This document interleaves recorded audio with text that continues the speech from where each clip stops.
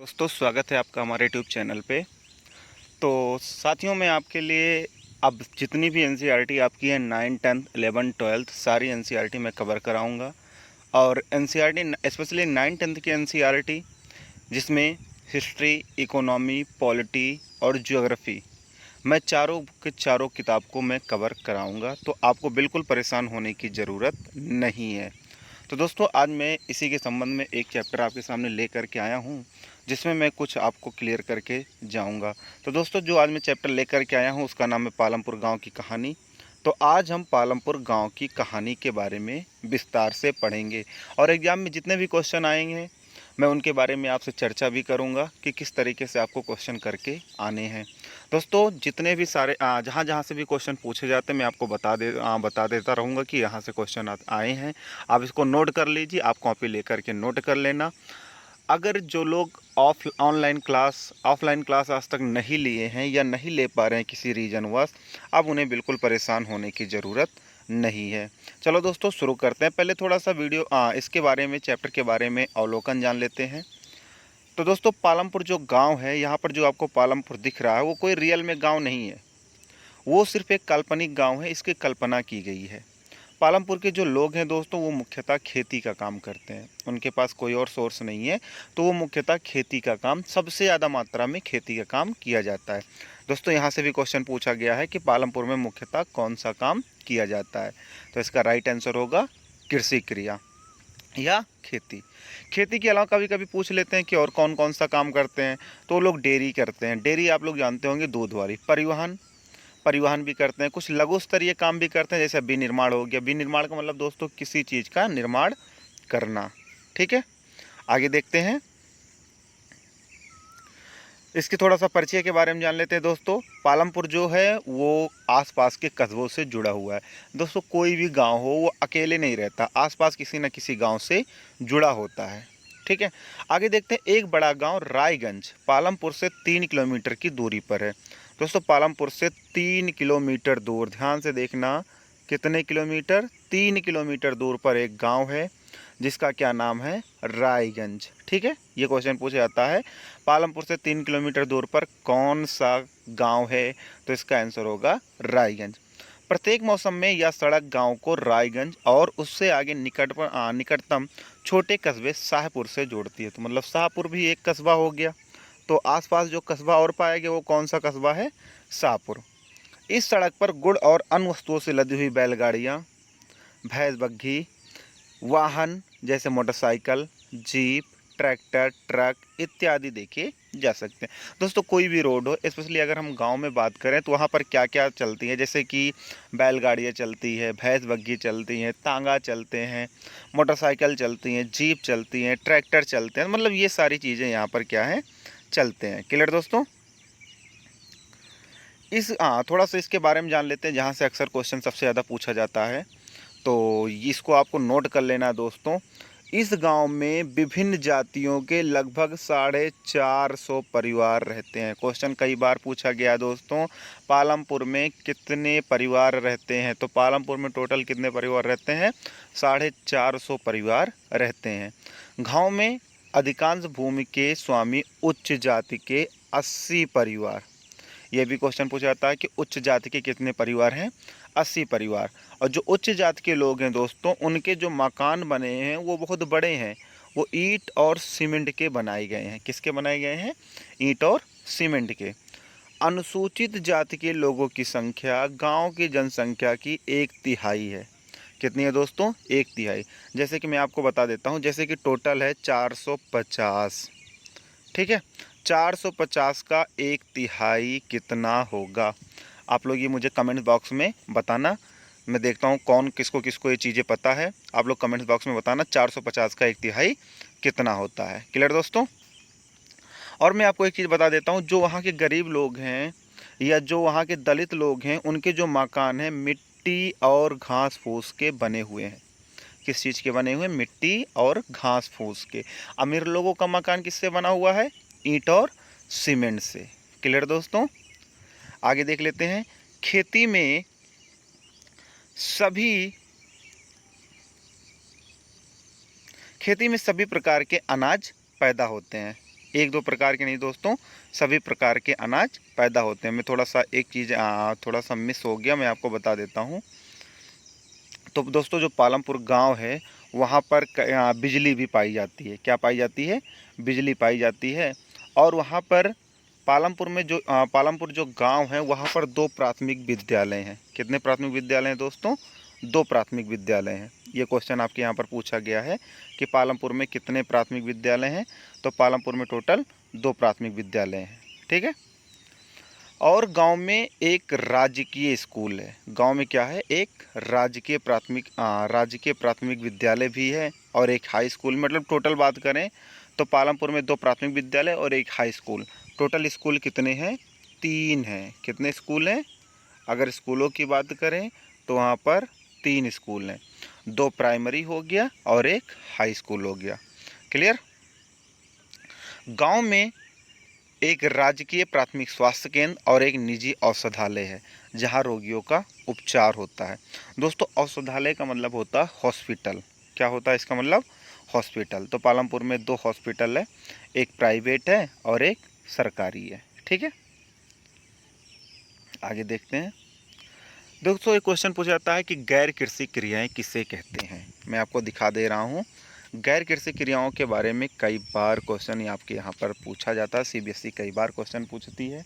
तो गैर कृषि क्रियाएं वो क्रियाएं होती हैं जो खेती के अलावा की जाती है, या आप कह सकते हो खेती को छोड़ करके जो भी क्रियाएं की जाती है वो सारे गैर कृषि कहलाती हैं।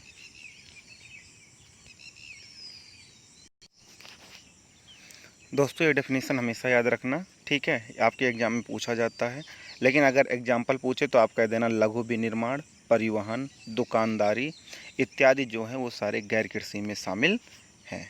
क्लियर दोस्तों? चलो आगे बढ़ जाते हैं।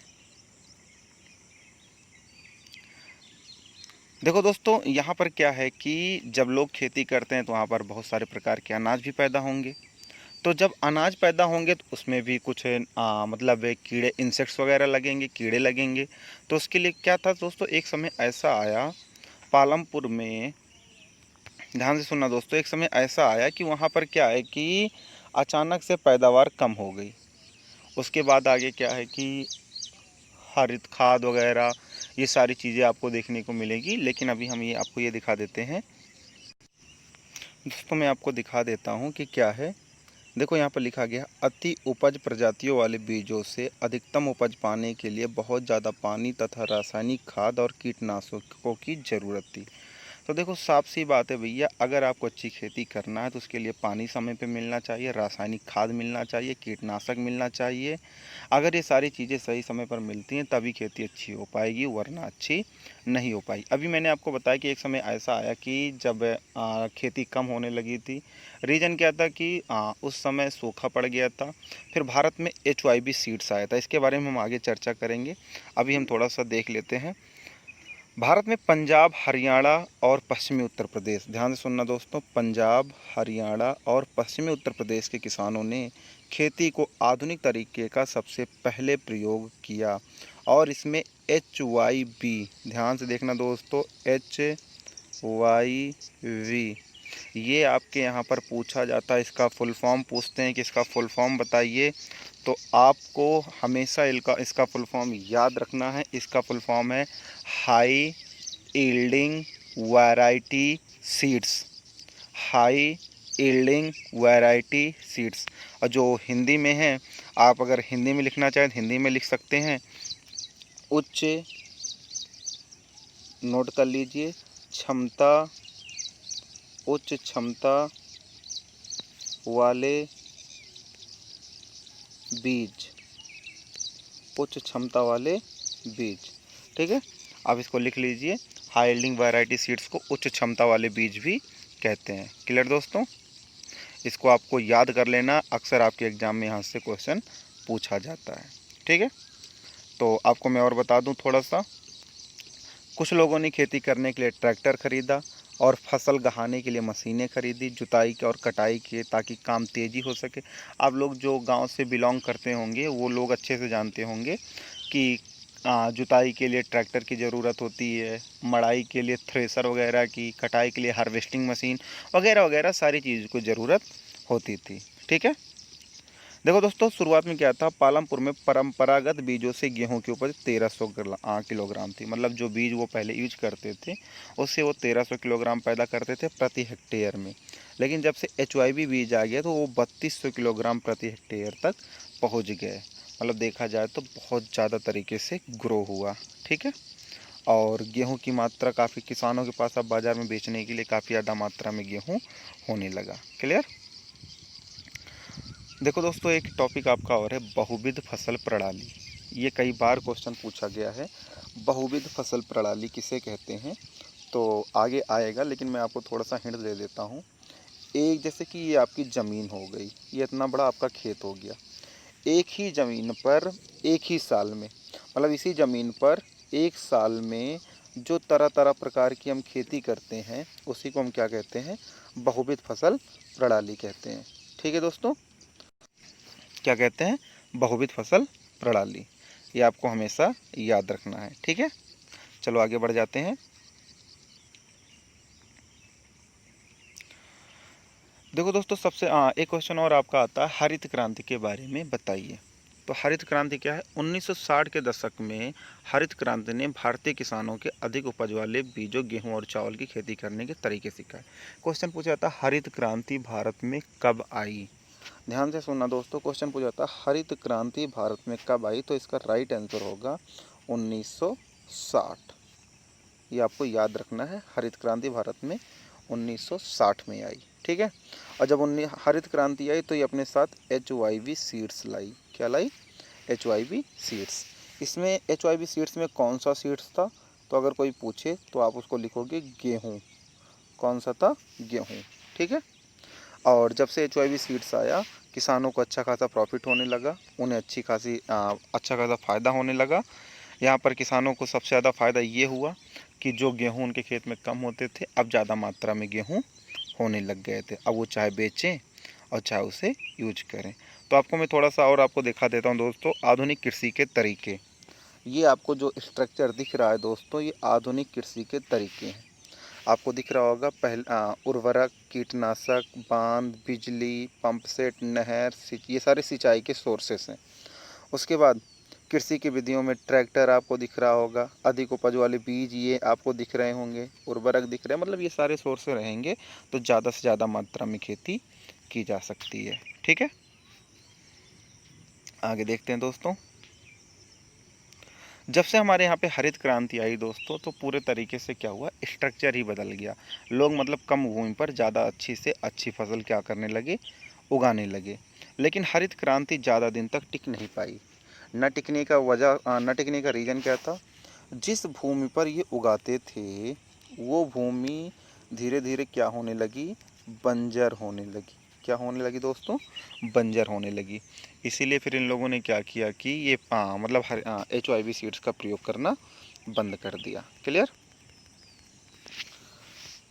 और एक चीज़ आपको मैं बता दूं, जो फसलें होती है दोस्तों वो 3 प्रकार की होती हैं, रबी फसल, खरीफ फसल और जायद फसल। देखो आपको ये खरीफ दिख गया। ठीक है, खरीफ, रबी, जायद के बारे में नहीं दे रखे, मैं आपको बता देता हूँ। रबी की फसल में किसान जो ये रबी की फसल होती थी उसमें गेहूँ उगाया जाता था। ठीक है। और जो खरीफ की फसल होती है वो बरसात में होती थी, इसमें किसान ज्वार और बाजरा उगाते थे। ठीक है। देखो ये आपका आप फिर से आ गया बहुविध फसल प्रणाली। तो आपको याद रख लेना है कि एक वर्ष में किसी भूमि पर एक से ज़्यादा फसल पैदा करने को बहुविध फसल प्रणाली कहते हैं।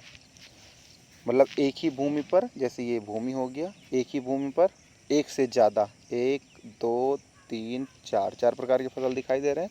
एक भूमि पर एक से ज़्यादा प्रकार के फसलें उगाने को क्या कहते हैं, बहुविध फसल प्रणाली। क्लियर दोस्तों, ये आपको याद रखना है क्योंकि आपके एग्ज़ाम में ये क्वेश्चन पूछा जाता है।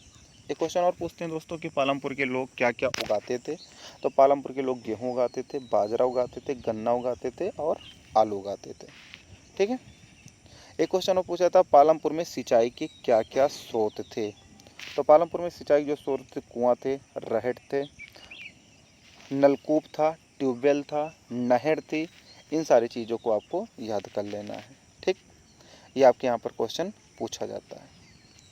अगला दोस्तों, जो उत्पादन का संगठन है देखो जो उत्पादन का संगठन मतलब किस कहाँ पर कैसे उत्पादन करना। उत्पादन तीन, किसी चीज़ की पहले उत्पादन करने की जो सबसे बड़ी ज़रूरत है दोस्तों, मैं आपको बता दूं, वो होती है भूमि। अगर भूमि नहीं है तो आप किसी चीज़ का उत्पादन नहीं कर सकते हो। दूसरा आपका श्रम, श्रम का मतलब लेबर, भाई मेहनत नहीं करोगे तो उत्पादन कैसे होगा। तीसरा भौतिक पूंजी, भौतिक पूंजी भी नहीं होगी तो आप खेती नहीं कर सकते हो। इसको मैं परिभाषित करूँगा, ठीक है। अभी थोड़ा सा मैं आपको दिखा देता हूँ आगे। देखो दोस्तों, एक पूछा जाता है कि कार कच्चा माल कहाँ से आता है। तो कच्चा माल दोस्तों जो आता था वो किसानों की खेती से आता था, ठीक है। और एक पूछते हैं कि मानव पूंजी क्या है।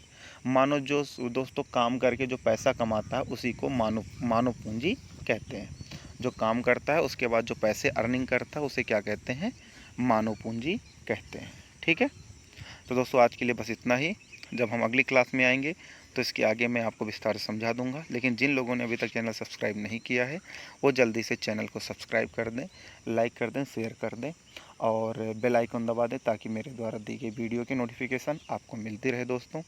अगर आप लोग इसी तरीके से पढ़ते रहे तो एग्ज़ाम में आपके 100 में से 100 नंबर आएंगे, गारंटी मैं लेता हूँ, ठीक है दोस्तों। आज के लिए बस इतना ही। Thank you.